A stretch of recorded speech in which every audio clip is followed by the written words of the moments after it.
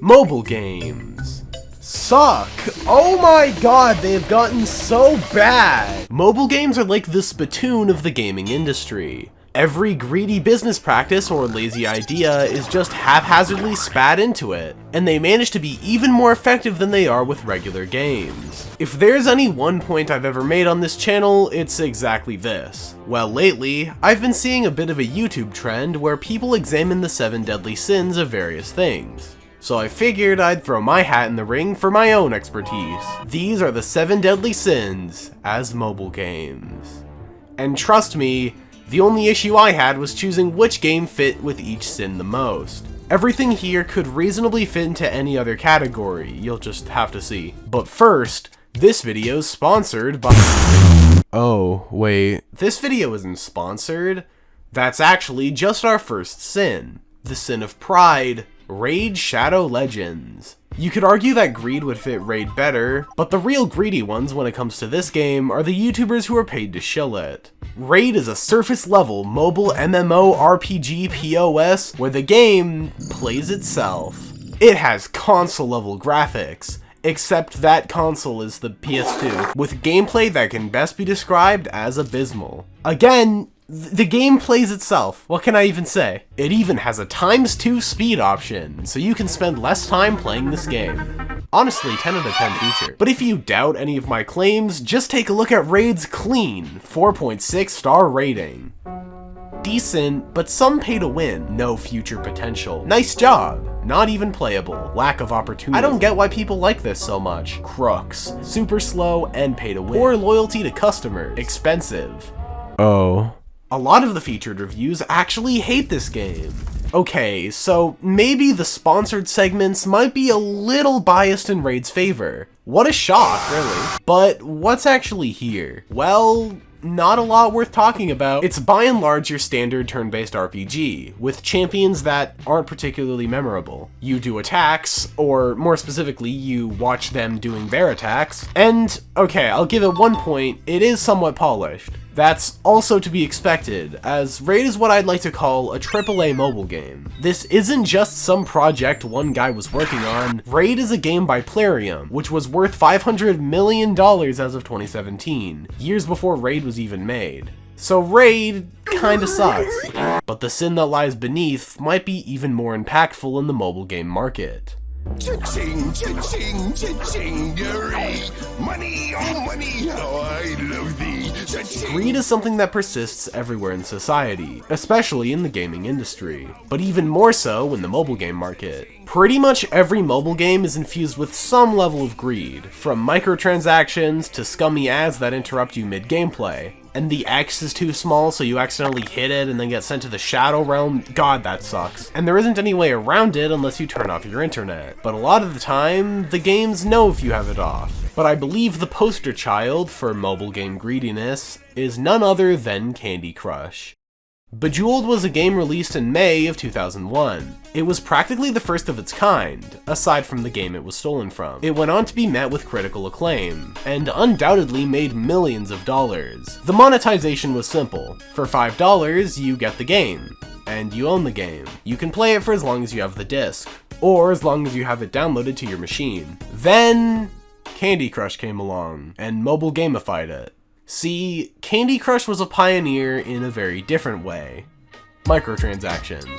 In the early game, it gasses the player up with flashy effects and compliments, and after they get comfortable, they suddenly bump the difficulty from under them. Oops, looks like the player's out of moves with just one more away from winning. If only you bought gold to continue. They took a game that was already doing quite well, made it free to play, then went on to become the second highest grossing mobile game of all time. They rebranded a PopCap game, made it greedier, then that one game became worth more than the entire company they stole it from. A success story that undoubtedly influenced the entire industry to its core. Why even try to make original games when you can instead just hijack the match 3 formula and slap a new skin onto it?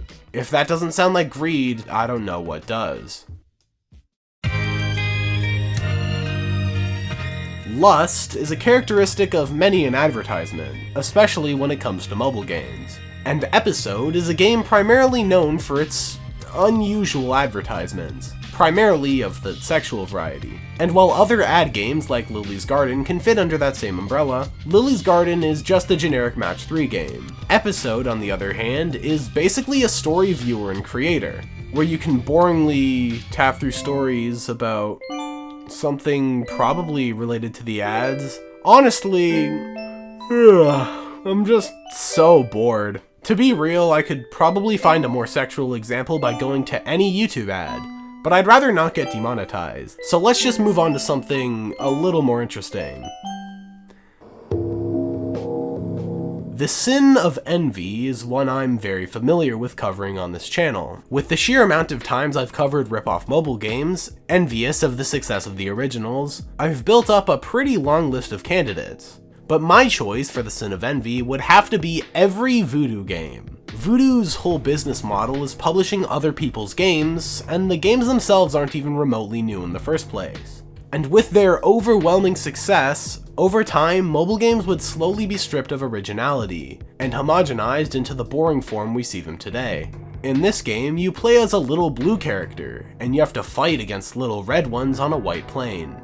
That's every mobile game. Always the same graphics, too afraid to try anything new because risks aren't gonna make the easiest money. Something funny to me is their new tagline, Voodoo.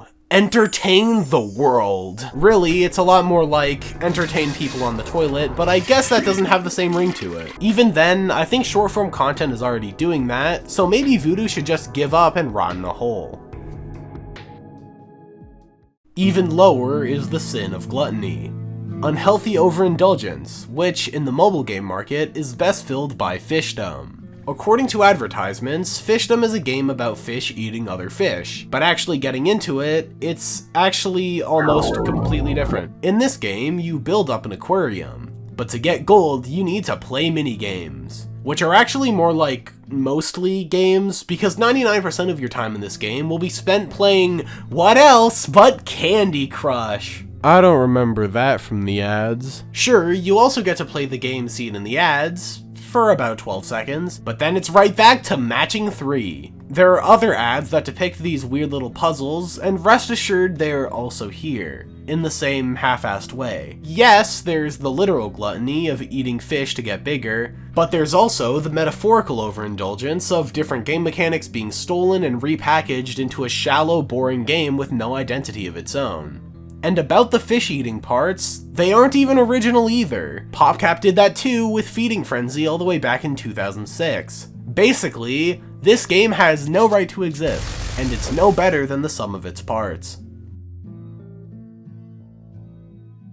Next is the sin of wrath, which I think is best represented by Kick the Buddy. The entire game is about beating up a little dummy guy named Buddy Man, and you get an assortment of weapons and tools to brutally kill him. It was a bit of a precursor to games like People Playground, but the game is actually wrath in a whole other sense, as this game treats players horribly. Genuinely some of the worst treatment towards free players out of any mobile game I've ever seen. Oh, wait, sorry, I have to stop the video for a second. I got an ad for Wordscapes!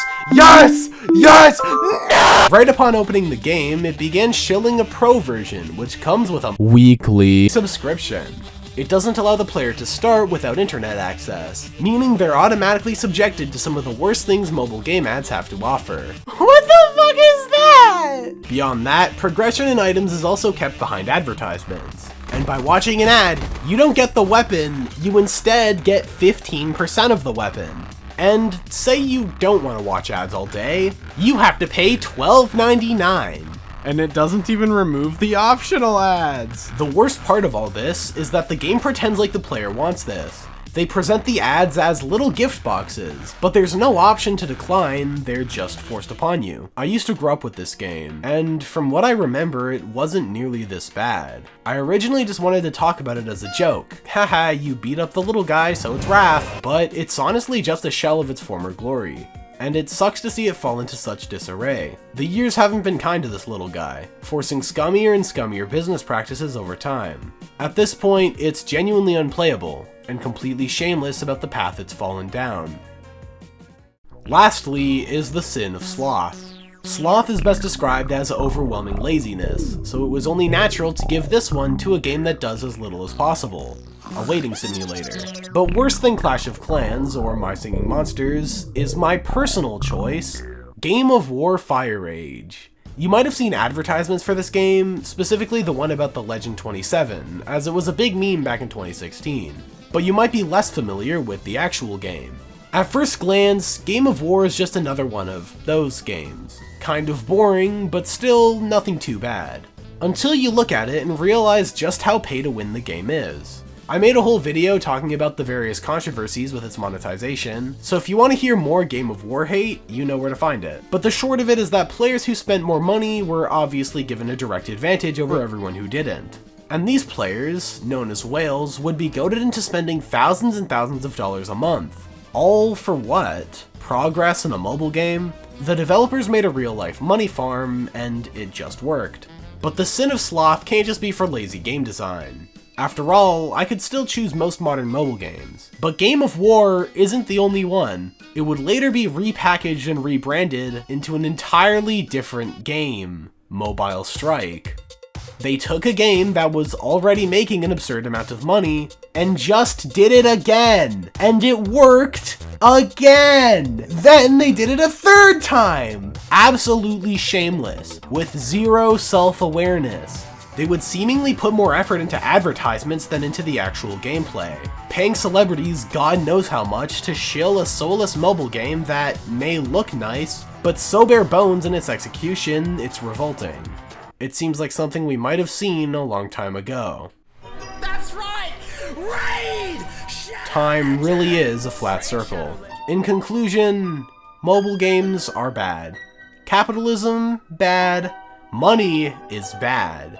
So remember to give me your money. I'll take it off your hands. Bye!